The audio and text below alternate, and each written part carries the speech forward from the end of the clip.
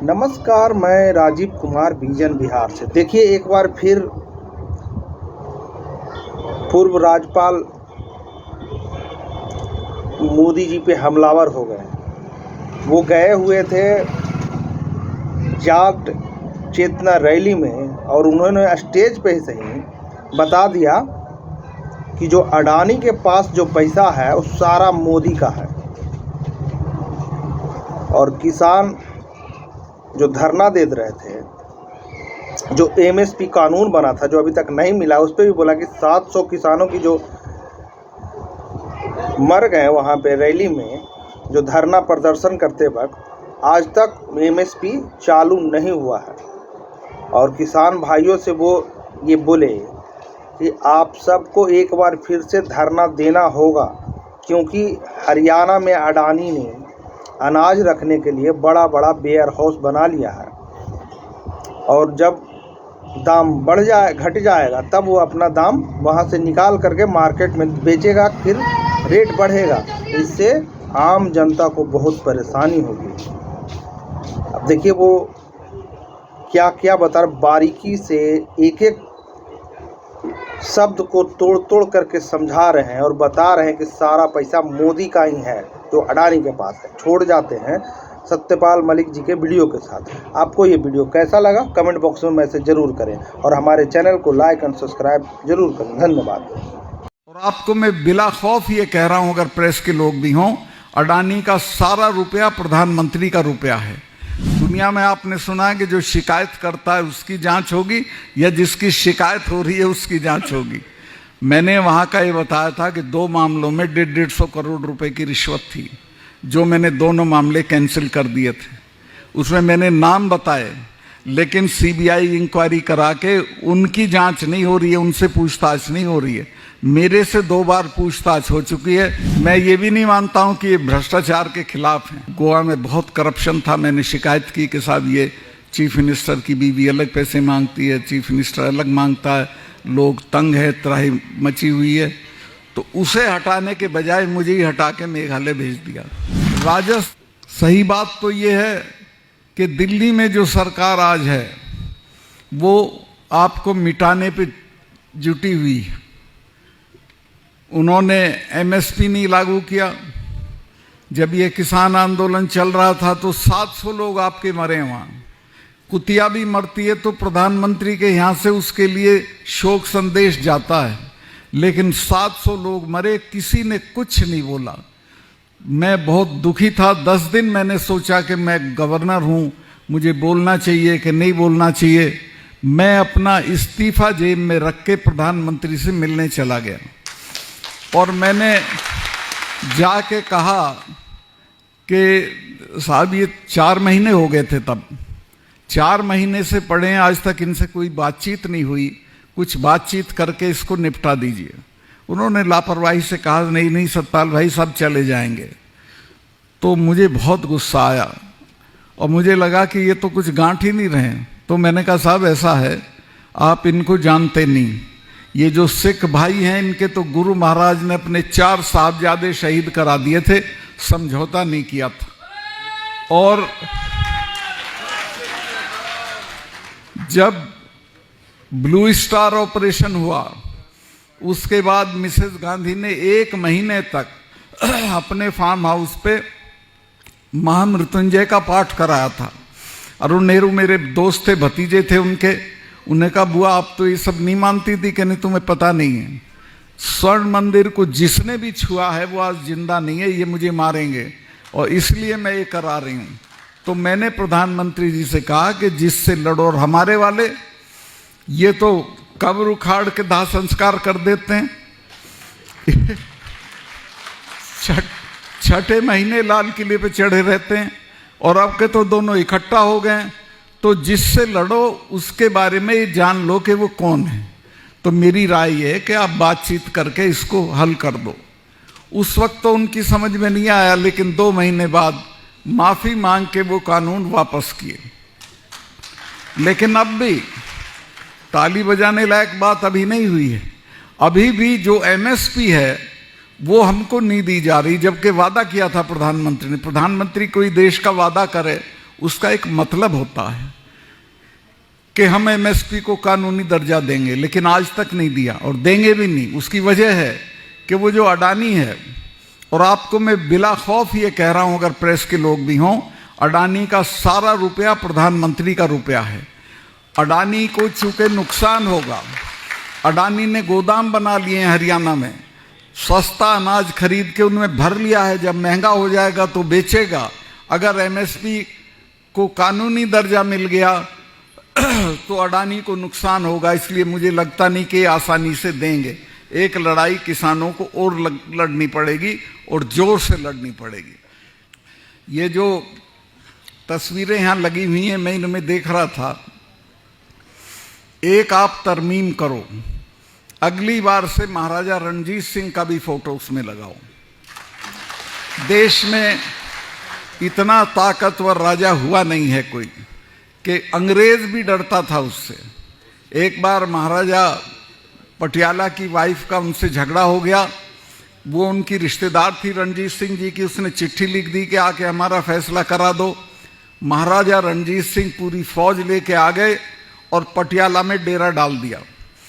पटियाला के राजा ने डलहौजी से कहा कि साहब ये तो संधि थी एक अंग्रेज़ों के और उनके बीच में, महाराज के बीच में, कि सतलुज के उस तरफ ये नहीं जाएंगे, काबुल तक उन्हीं का राज रहेगा, और सतलुज के इस तरफ महाराज नहीं आएंगे। तो कहा कि साहब ये तो आक्रमण है। तो डलहौजी ने कहा भाई मुझे लंदन में पूछना पड़ेगा, मैं क्या करूं। डलहौजी ने लंदन में पूछा कि इस तरह से महाराजा रणजीत सिंह फौज के साथ पटियाला आ गए हैं। तो लंदन वालों ने कहा कि चुप पड़े रहो, 10-5 दिन में खुद चला जाएगा, कहीं ऐसा ना हो कि इससे पंगा लेके जो राज है वो भी छिन जाए। हमें जानकारी है कि उसकी फौज तुमसे ज़्यादा ताकतवर है। उसका एक जनरल था हरि सिंह नलवा, आज जो ये जिसको वजीरिस्तान बोलते हैं पाकिस्तान और अफगानिस्तान के बीच में, इस पे कभी किसी का राज नहीं रहा। जिसके कब्जे में आ जाता था पठान उसको भगा देते थे। 7 साल गवर्नरशिप करी हरि सिंह नलवा ने वहाँ, और इतनी ठुकाई करी पठानों की कि जो पठानी सूट है तभी चला था। उन हरि सिंह नलवा के सिपाहियों से बचने के लिए ये शलवार पहनने लगे थे, उनके सिपाही दिखते थे तो बुर्का डाल लेते थे। तो महाराजा रणजीत सिंह का चैप्टर हमारे इतिहास का बहुत शानदार चैप्टर है। बहुत ताकतवर आदमी था और उसने अपने जीवन में किसी को मृत्यु दंड नहीं दिया। दूसरे जो मैं असली बात कहना चाहता हूं वो ये है कि आपकी खेती को ख़त्म करने का डिज़ाइन है, वो तो आप ये 4 कानून लागू हो जाते तो ख़त्म हो ही जाती, वो तो अब रुक गया है। फिर फौज में आप चले जाते थे तो ये अग्निवीर ले आए जिसमें सिर्फ 4 साल की नौकरी होगी, ना कोई पेंशन होगी, ना कुछ होगा, और बच्चा क्यों मरेगा 4 साल के लिए गोली खा के। इसके अलावा कर्मचारियों की जो पेंशन योजना थी वो ख़त्म कर दी है, उसको भी लागू कराना पड़ेगा। हम लोग ताकत में आए तो हम पुरानी पेंशन योजना लागू कर देंगे। ये जो पुलवामा का हमला था, कई लोग कहते हैं भाई गवर्नर साहब ने उस वक्त क्यों नहीं कहा, वो ठीक से पढ़ते नहीं अखबार। मैंने उसी दिन, मतलब हमला जिस दिन हुआ उसी दिन 1 घंटे के बाद 2 चैनल को इंटरव्यू दे दिया था कि इसमें हमारी सरकार की, यानी बेसिकली होम मिनिस्ट्री की गलती रही। इनसे इन्होंने जहाज़ मांगे थे और इतना लंबा कारवां सड़क से नहीं ले जाया जाता है, चूँकि हमले की आशंका रहती है। तो जहाज़ 4 महीने तक एप्लीकेशन पड़ी रही होम मिनिस्ट्री में और उनकी बात नहीं मानी गई, तब वो सड़क से चले। और कई चीज़ें रही उसमें। मैं गया था जब वो हमला हुआ जहाँ पे, उसमें 10 किलोमीटर के एरिया में 10 लिंक रोड जुड़ती थी। एक भी लिंक रोड के ऊपर, एक के ऊपर भी कोई मैनिंग नहीं थी, कोई जिप्सी नहीं थी, कोई रोक टोक वाला नहीं था। कोई आके घुस जाए और वो एक लड़का वो लेके मारुति वैन और घुस गया और 40 जवान हमारे शहीद हो गए। मैं जब ये प्रधानमंत्री जी अपनी शूटिंग करा रहे थे एक विदेशी चैनल को, हमारा एक यूपी में बहुत, अब तो वो उसमें चला गया, उत्तराखंड में नेशनल कॉर्बेट पार्क है, उसमें करा रहे थे। तो उससे बाहर निकल के उन्होंने मुझे किसी होटल या ढाबे से फ़ोन किया कि सतपाल भाई क्या हुआ। मैं कहा साहब ऐसे ऐसे हुआ और हमारे 40 लोग मारे गए और मरे वो हमारी गलती से हैं। तो उन्होंने मुझे कहा कि नहीं चुप रहना, इस पर कुछ नहीं बोलना तुमको। मैंने समझा शायद ये जांच करेंगे इसकी, उसकी कोई जांच नहीं हुई। तीसरे दिन उसको चुनाव का मुद्दा बना दिया और उन बच्चों की लाश पे चुनाव ये जीत के आए। मैं आपसे कहूँगा, अगर आप में जरा भी उन बच्चों के लिए हमदर्दी है तो इस बार के चुनाव में इस बात की इनको सजा दी जानी चाहिए कि या तो ये जांच कराएं और नहीं तो उनकी लाश के साथ ये भस्म हो जाए, इनको ख़त्म कर दें हम लोग। धारा 370 ऐसी धारा थी कि उसके रहते हुए कश्मीरी लोग जब हम लोग जाते थे तो हम लोगों को कहते थे हिंदुस्तान से आए हो, मतलब वो अपने को हिंदुस्तान का हिस्सा नहीं मानते थे। तो वो हटनी ज़रूरी थी। वो हटाते वक्त दिल्ली डरती थी कि पता नहीं क्या होगा। जब ये सुरसुराहट चली कि शायद हटेगी तो महबूबा मुफ्ती ने बयान दिया कि खून की नदियां बह जाएंगी। फारूक अब्दुल्ला ने बयान दिया कि तिरंगा पकड़ने वाला यहाँ नहीं मिलेगा अगर 370 हटाई। बल्कि वो तो इतनी दूर तक गए कि प्रधानमंत्री के पिताजी की भी हिम्मत नहीं है कि इसको छेड़ दे। मेरे से पूछा गया, मैंने कहा आप इसको हटाओ, मैं देखता हूँ। मैंने वहाँ काम कर रखा था लोगों में, मैंने लोगों को समझा रखा था कि ये नेता, इनके बच्चे तो लंदन में पढ़ते हैं, तुम्हारे बच्चे लड़के मर जाते हैं, कोई इनके लिए झगड़ा करने की ज़रूरत नहीं है।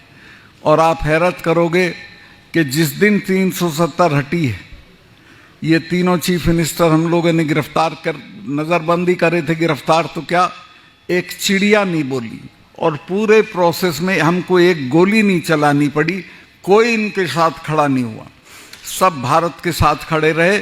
और दिल्ली में ये भी डर था कि कहीं पुलिस रिवोल्ट ना कर दे। मैं कश्मीर की पुलिस के लिए बहुत काम किया था और मैं उनकी तारीफ करूंगा कि ईद का मौका था, एक सिपाही ने भी छुट्टी नहीं मांगी उस दौरान में, सब ने पुलिस लाइन में ईद मनाई। तो कोई बगावत दिल्ली के खिलाफ नहीं हुई और ठीक ठाक होके 370 हट गई। अब मैं जब गोवा में था तो मेरा इंटरव्यू करने एक सुदर्शन टीवी वाला आ गया। बाकी चीज़ों पे बातचीत हुई गोवा के बारे में, लेकिन उसने ये लिख दिया इंटरव्यू में, ये कह दिया कि सतपाल मलिक जी जो 370 हटाने के लिए जिम्मेवार हैं, उनसे मैंने बातचीत की। अगले ही दिन मुझे प्रधानमंत्री ने खुद फ़ोन उठा के करा, अरे भाई फिर बोल दिया आप कश्मीर के बारे में। मैं कहा साहब मैं तो नहीं बोला। कहने नहीं, उसने ऐसे ऐसे बोला है। मैं कहा बोल दिया होगा, पर मैंने नहीं कहा ये कि मैंने हटाई। मैं तो यही कहूँगा आपने हटाई कि आज के बाद अगर कश्मीर पे कुछ बोलोगे तो मेरी तुम्हारी मुलाकात नहीं होगी। ये शब्द थे प्रधानमंत्री के। मैंने कहा मैं कौन मरा जा रहा हूँ साहब मुलाकात के लिए, लेकिन मैंने बोला नहीं। खैर वो बात आई गई हो गई, उनको एक रंजिश हो गई। वहाँ गोवा में बहुत करप्शन था। मैंने शिकायत की कि साहब ये चीफ मिनिस्टर की बीवी अलग पैसे मांगती है, चीफ मिनिस्टर अलग मांगता है, लोग तंग है, त्राही मची हुई है। तो उसे हटाने के बजाय मुझे ही हटा के मेघालय भेज दिया। मैं ये भी नहीं मानता हूँ कि ये भ्रष्टाचार के खिलाफ हैं। और अब जो ताज़ा है, जो आखिरी बात कह रहा हूँ, मैंने वहाँ का ये बताया था कि 2 मामलों में 150 करोड़ रुपए की रिश्वत थी, जो मैंने दोनों मामले कैंसिल कर दिए थे। उसमें मैंने नाम बताए, लेकिन सीबीआई इंक्वायरी करा के उनकी जांच नहीं हो रही है, उनसे पूछताछ नहीं हो रही है। मेरे से 2 बार पूछताछ हो चुकी है और मेरे स्टाफ के सारे लोगों के फ़ोन लेके चले गए। 2 दिन उनसे पूछताछ की जम्मू में। मतलब कुल मिला के दुनिया में आपने सुना है कि जो शिकायत करता है उसकी जांच होगी या जिसकी शिकायत हो रही है उसकी जांच होगी।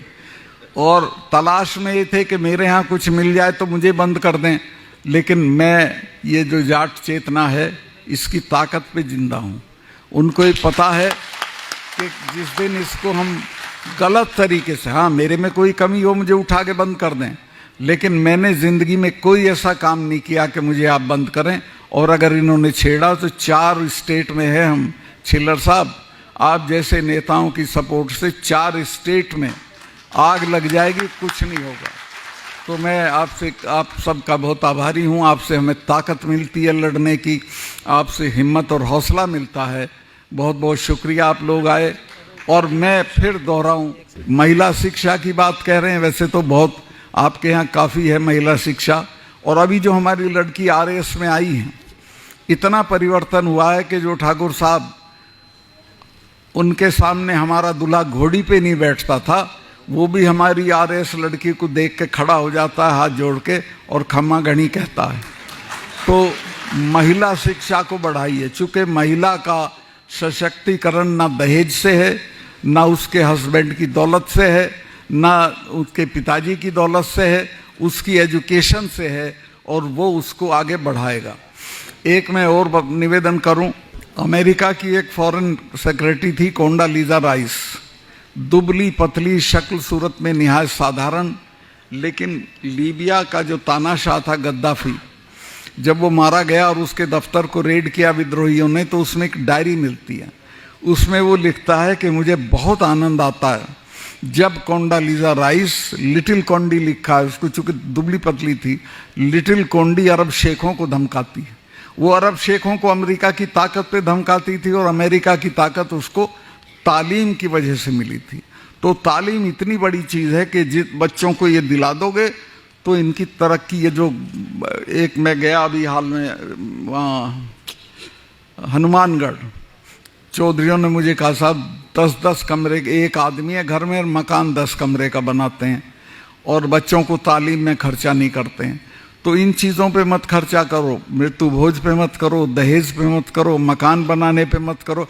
मैं तो गवर्नर भी रह लिया, MP MLA भी रह लिया, अब भी दिल्ली में 2 कमरे के फ्लैट में किराए के में रह रहा हूँ। मकान कोई ताकत नहीं होते, बल्कि मेरी ताकत है ये कि मेरे पे कुछ नहीं है। वो होता तो मैं नहीं लड़ पाता नरेंद्र मोदी से, मुझे फिक्स कर देते, ED भेज देते, इनकम टैक्स भेज देते।